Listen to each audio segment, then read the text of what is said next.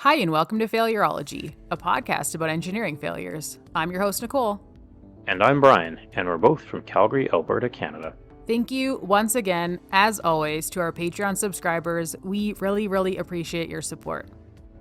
For less than the cost of, well, pretty much anything right now, you can hear us talk about more interesting engineering failures. It's 5 Canadian loonies per month. That's it. The price isn't going to go up. It's essentially inflation-proof. We're not going to increase the price. I think it's great. You get to hear us talk about way more engineering failures. A lot of the time, they're not quite long enough to make an episode of Failurology, or we can't find enough information to make a whole episode of Failurology. So, we've released them as Failurology Light. And for reference, we are not now, nor are we looking to get rich off of our Patreon. We're just looking to cover the costs for our website and our hosting fees for a podcast.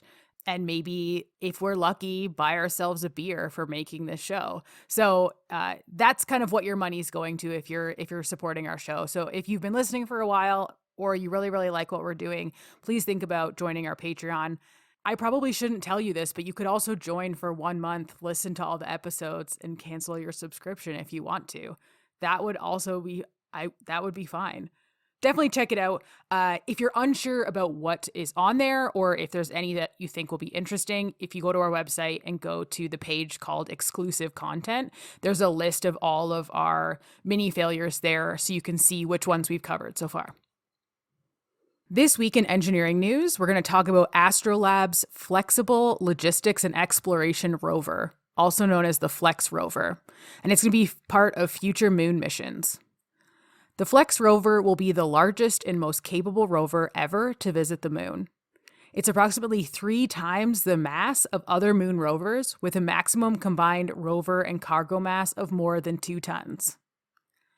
It uses a modular system for transporting and deploying payloads, which should allow more flexibility on the missions that it can perform. Right now, for a lot of the rover craft that are sent to Mars or they're sent to the moon, these rovers are very custom built for that mission or that sensor package. But with the Flex Rover, since it's modular, it should allow a lot more flexibility on what can go onto the rover. So this should be much more adaptable for all missions to the moon and then off to Mars. And if you're listening to this thinking, what the heck is a rover? It kind of looks like a dune buggy or a 4-wheeler or a quad or some type of 4-wheeled device that travels well through sandy type terrain. Except, of course, the one on the moon is unmanned. So they control it remotely, kind of like a drone, but not the same. I'm mixing a lot of kind ofs and likes into this just to kind of give you a visual image of what a rover is. But they're pretty cool. I think they control them from Houston. Is that correct? I'm not sure where they control them from. This one, the Flex Rover, it's actually designed so that it can also accommodate 2 astronauts as well. And it's got kind of some typical rover sensor packages on there. So it's got a robotic arm so it can do some sampling of dirt and other things on the moon. It's got a big science mast on it, so it can communicate with the NASA people via, radio and other wavelengths. I mean, what do I know? I went to Houston's NASA facility, and my favorite part was the bicycles. So take that for what you will. If you want to read more about the Flex Rover, check out the link on the webpage for this episode at failurology.ca. Not satisfied with buzzing your hair? Don't want to pay the price of an excellent Clips haircut? When you want a mediocre haircut for a mediocre price, Mediocre Clips is your out-of-bathroom haircutting destination.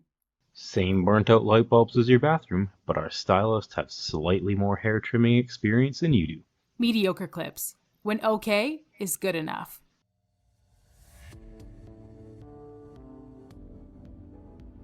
Now on to this week's engineering failure, SwissAir Flight 111, a McDonnell Douglas MD-11 that crashed off the east coast of Canada, claiming the lives of all 229 people on board. SwissAir Flight 111 was a scheduled international passenger flight that operated between JFK, which is in New York, and Cointrin Airport in Geneva, Switzerland.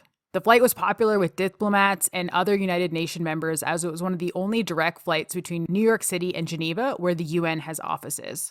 This crash also happened in 1998. I know nowadays there's lots of direct flights to Europe from North America or vice versa, but in 1998 things were a little bit different. So this flight was was a fairly popular direct flight.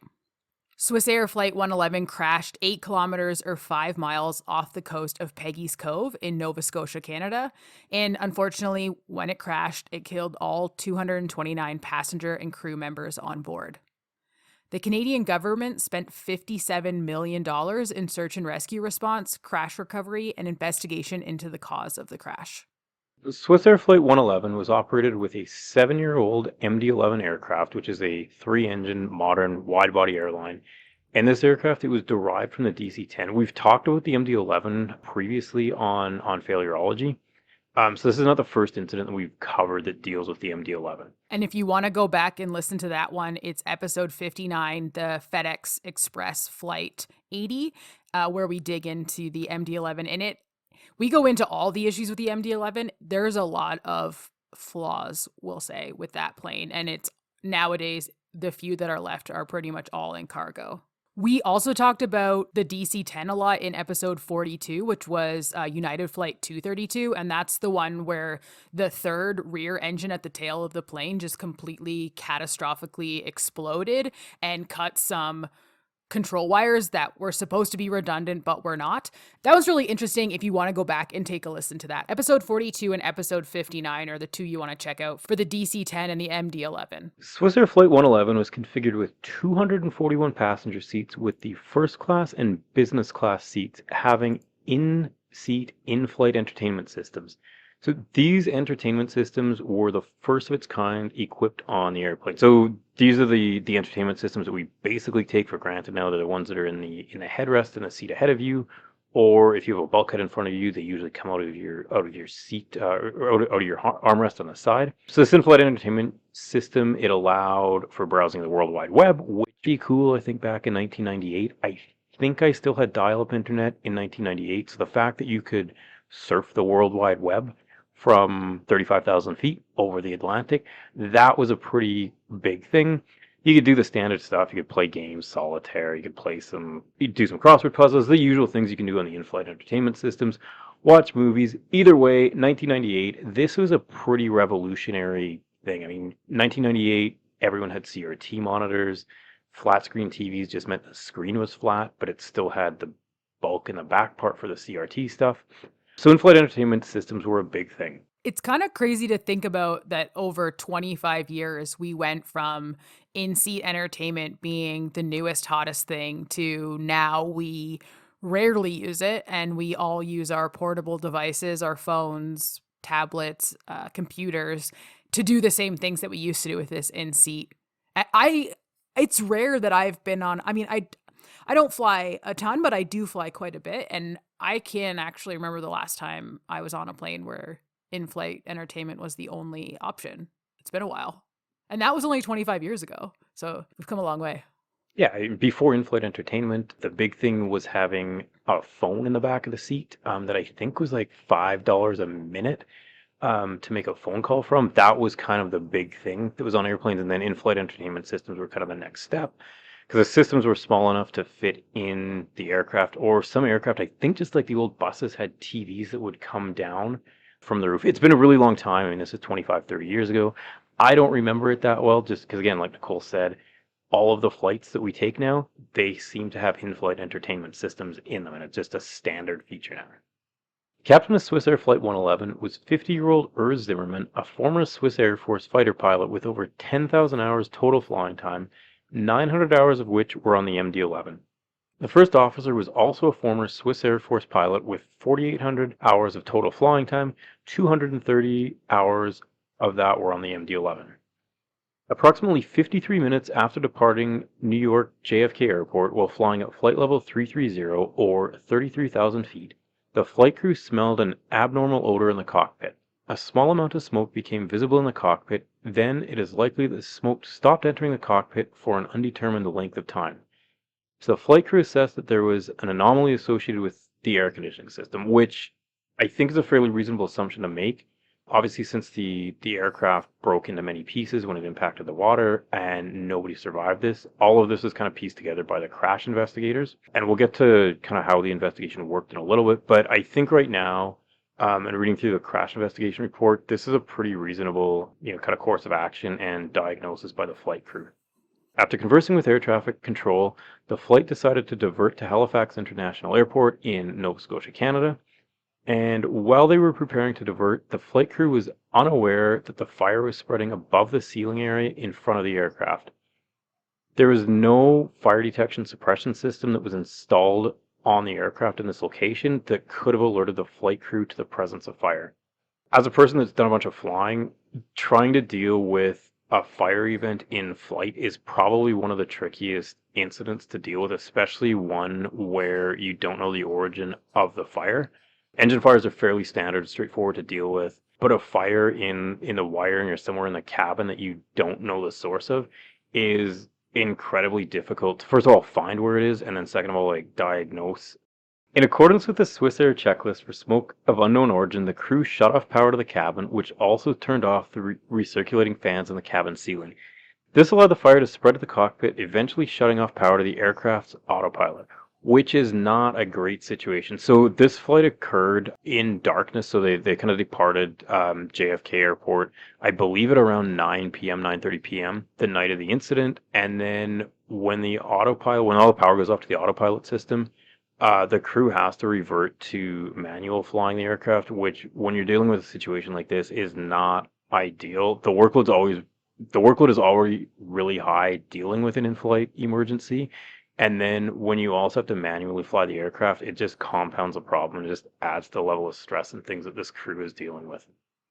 13 minutes after the abnormal odor was first detected, the aircraft's flight data recorder began to record a rapid succession of aircraft systems related failure, likely as a result of the fire that's spreading throughout this aircraft. The flight crew declared an emergency and indicated a need to land immediately.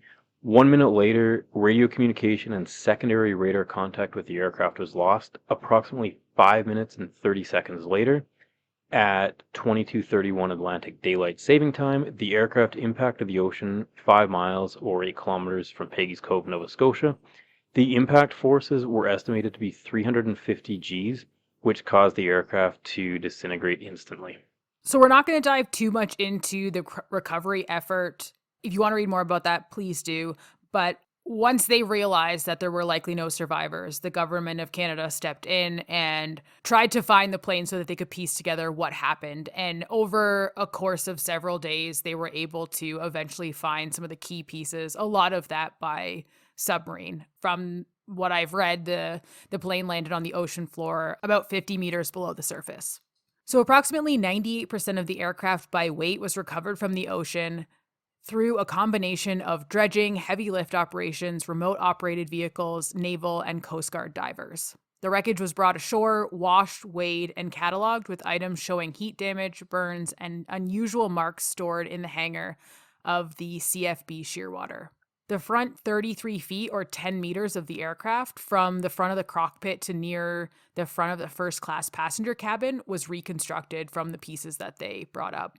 So I just want to say, when I first read about this incident probably 20 years ago, I was really impressed at the ability that the Transportation Safety Board here in Canada had to reconstruct really the critical pieces in this incident, the first kind of 33 feet or 10 meters of the aircraft. Since the fire started in the kind of in the ceiling above the cockpit, kind of the first class area, this was a really crucial piece for them to reconstruct. And having this aircraft impact the ocean at 350 Gs, there aren't a lot of pieces that are left, and the aircraft is fragmented into, I mean, essentially millions of incredibly tiny pieces. And they were able to figure out where a lot of these pieces went, rebuild the front 10 meters of this aircraft with all the wiring that was in there, any damage that had occurred. So this was a really critical step in figuring out what went wrong with SwissAir Flight 111. So McDonnell Douglas was involved in this, Boeing and McDonnell Douglas, since Boeing purchased McDonnell Douglas. So they're responsible for sending their crash investigators. Pratt & Whitney was involved in this as well, since it was their engine systems that were there. But the jurisdiction, since this happened in Canadian airspace, the jurisdiction for crash investigation goes to Transportation Safety Board of Canada. There are other representatives from, like Boeing and McDonnell Douglas. The Swiss Transportation Safety Board is involved as well, the SwissAir representatives. But the Transportation Safety Board is the one that was responsible for determining what happened with this aircraft. The procedure, basically the ICAO procedure is that wherever the aircraft crashes, that's who's supposed to be responsible for the investigation. They will ask sometimes for other countries to step in that just have more expertise in that area or just in crash investigation in general. Like, The Transportation Safety Board determined that the fire most likely started from an electrical arcing event that occurred above the ceiling on the right side of the cockpit near the cockpit's rear wall. The arcing event ignited the flammable cover material on nearby metallized polyethylene terephthalate covering on the thermal acoustic insulation blankets. As the fire spread across the surface of the insulation blankets, other flammable materials became involved, including silicone elastomeric end caps, hook and loop fasteners, foams, adhesives, thermal acoustic insulation splicing tapes, and metallized polyvinyl fluoride insulation blanket cover material. So there's a number of flammable things, and as soon as one of them caught fire, it caught all the other ones around it on fire as well. And because there were so many flammable items in the ceiling, the fire progression was rapid and involved a number of these materials together sustained and propagated the fire. And also because it was above the ceiling, it went undetected by the crew. so reconstruction of the wreckage indicated that a segment of arced electrical cable associated with the in-flight entertainment network had been located in the area where the fire most likely originated. Again, since nobody survived this incident, nobody could be interviewed for this. So this is what the TSB, the Transportation Safety Board, has pieced together based off the fragments of wires that they've recovered, the fragments of the cockpit that they've recovered. They've looked at burn patterns and arcing. And just in the same way that an arson investigator would do this for a fire, the TSB also did this for this aircraft and figured out that the likely origin of the fire was kind of where this in-flight entertainment network bundle had been located. So as a result of this, 70 airworthiness directives were published by the FAA regarding one-time inspections of wires and electrical components in the front ceiling area of the aircraft.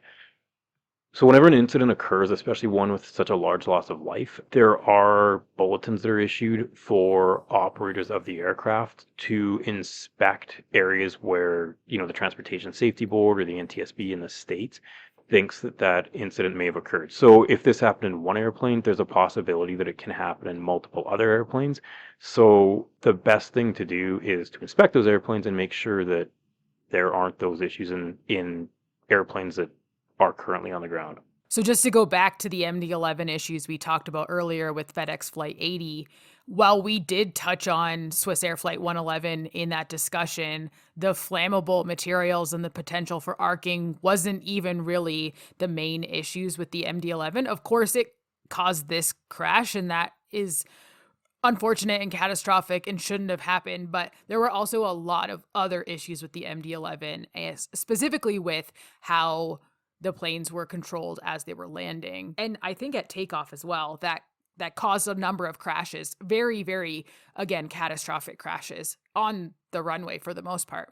During the lead arcing event, the associated circuit breakers did not trip. So the Transportation Safety Board, concluded that although the type of circuit breakers used in the aircraft were fairly common in aircraft for in-flight entertainment systems, the circuit breakers were not capable of protecting against all types of wire arcing events. So the board did recommend that certification test regimes be mandated to evaluate aircraft electrical wire failure characteristics under realistic operating conditions and against specified performance criteria with the goal of mitigating against the risk of igniting nearby flammable material.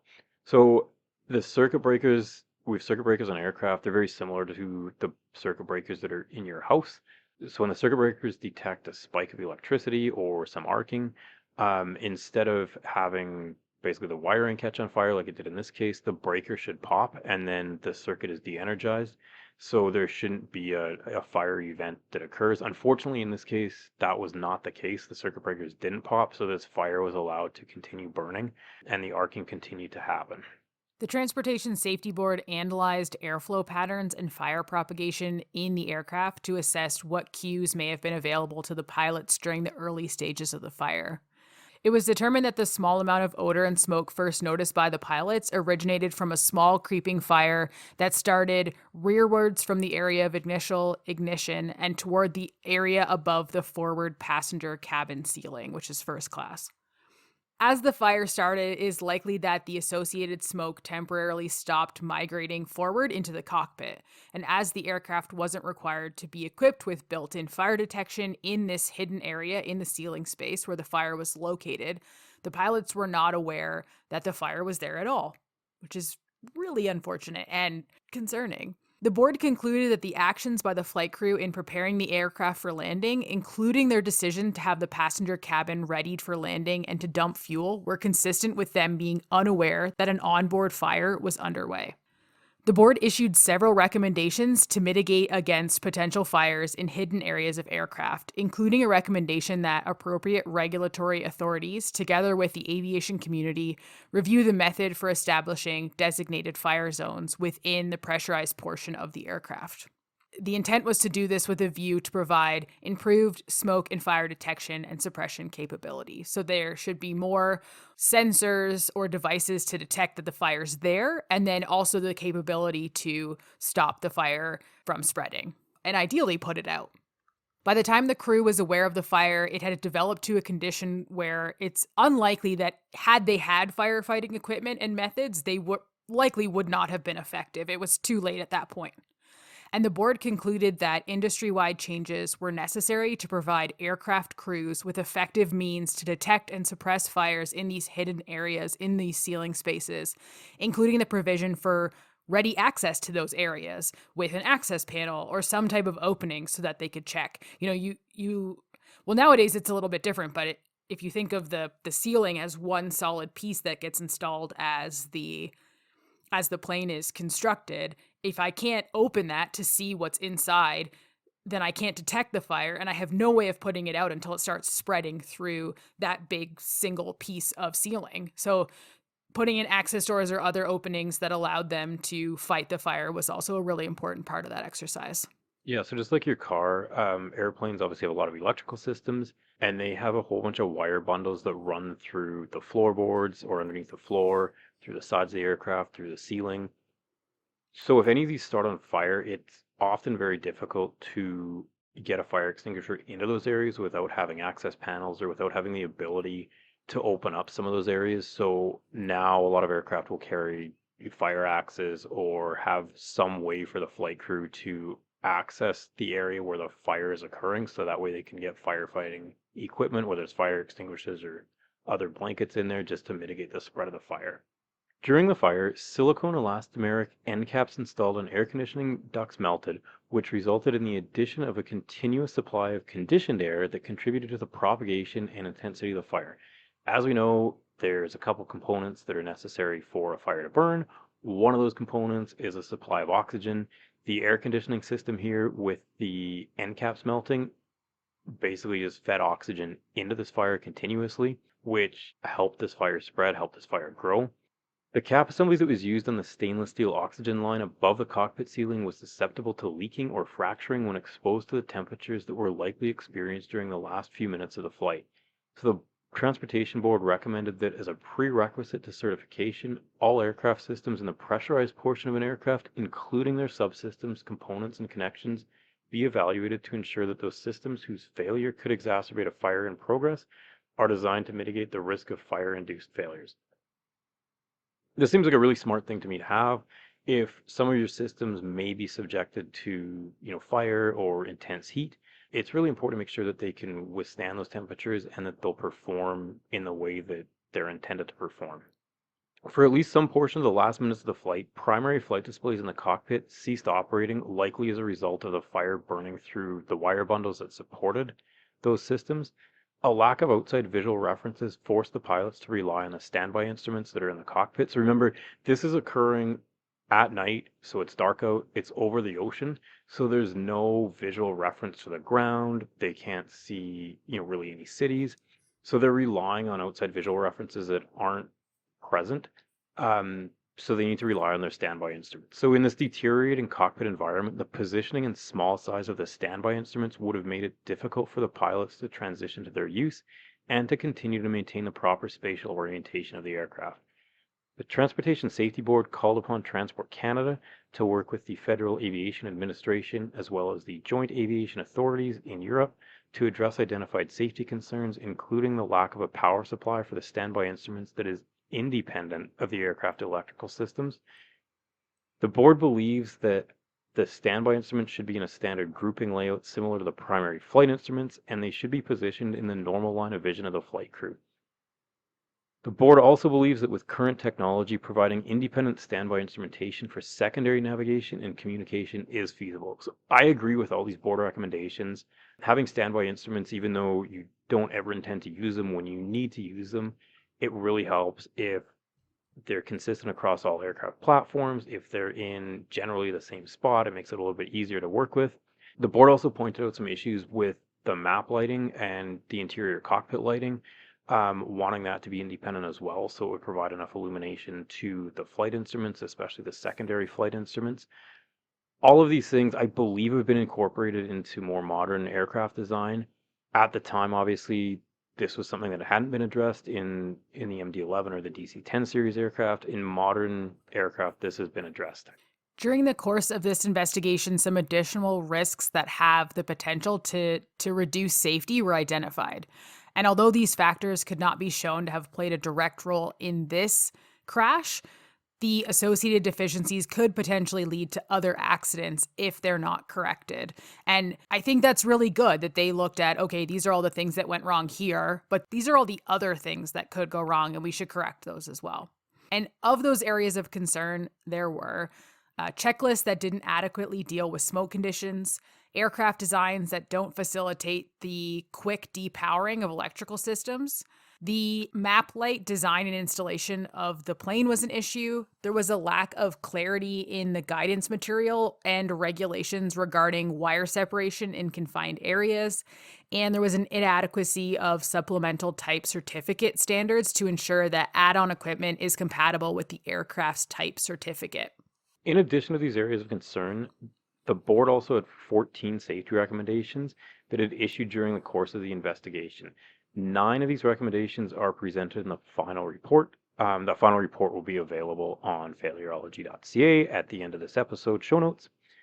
2 of the recommendations deal with testing and flammability standards of in-service thermal acoustic insulation materials. 1 of the recommendations deals with the application of existing standards for the certification of other materials. 2 recommendations that focus on aircraft electrical systems, including additional measures for certifying supplementary add-on systems and industry standards for circuit breaker resetting. 4 recommendations that propose improvements to the capture and storage of flight data as it relates to cockpit voice recorders, flight data recorders, and cockpit imaging recording systems. Just as a note, I believe that the flight data recorder and cockpit voice recorder, they used a magnetic tape. And it would overwrite, it only had half an hour of tape time, so it would just overwrite the last half hour of tape material that was on there. So a lot of information can be lost, especially in the diagnosis of system problems with the reduced recording life of the tape. Now the recording capability is much longer, but back then, again, 1998, there just wasn't that technology to record a lot of data on tape systems.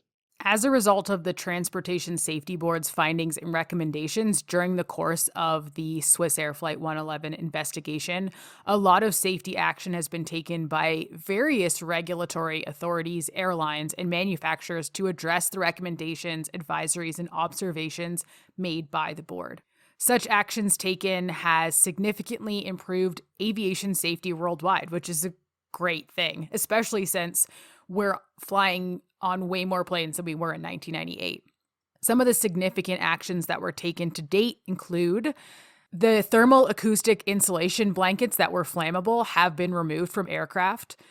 New flammability testing criteria has been developed, which is fantastic, and something that we do in building construction as well. There are what we call flame and smoke spread ratings, which are how fast the flame and smoke will spread from a certain device if it does catch fire. And depending on where the material is installed, it has to meet certain requirements or certain flame and smoke spread levels to be allowed to be installed in that area.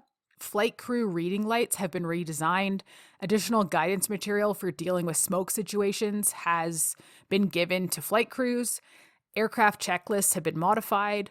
Numerous inspections have been completed on wiring and components to look for and eliminate potential ignition sources. The in-flight entertainment system was removed voluntarily from SwissAir aircraft, and the design was decertified. And new FAA policies are in place for the certification of in-flight entertainment systems, which, looking back at this, those all seem like pretty standard things that they should have done. But what we've been learning throughout the course of this show is that a lot of times we don't necessarily think about all of the terrible things that can go wrong. And it isn't until something like this happens that we think, oh, maybe we should change how we're doing things to prevent this from happening again. I think as a society, we need to be a little more proactive and a little less reactive. Yeah, and it's really unfortunate, like Nicole mentioned, that a lot of these incidents that wind up in redesign happen as a result of people losing their lives. Yeah, and unfortunately, 229 people perished in this incident that led to a lot of redesign and recertification for in-flight entertainment systems. Various regulators looking at flammable materials and where they should be, fire access points. So all of these things happen as a result of 229 people losing their lives. I like to think that hundreds or thousands of people are still alive today as a result of these changes that were made. So there you have it, an in-flight electrical fire that resulted in the crash of SwissAir Flight 111 with the loss of 229 lives. Better flammability testing criteria, in-flight fire detection, flight crew reading lights, and checklist redesign could have prevented a tragedy that took 229 lives. For photos, sources, and an episode summary from this week's episode, head to failureology.ca. If you're enjoying what you're hearing, please rate, review, and subscribe to Failureology so more people can find us. If you want to chat with us, our Twitter handle is @Failureology. You can email us at thefailureologypodcast@gmail.com. You can connect with us on LinkedIn, or you can message us right on our Patreon page. Check out the show notes for links to all of these, and thanks again to everyone listening.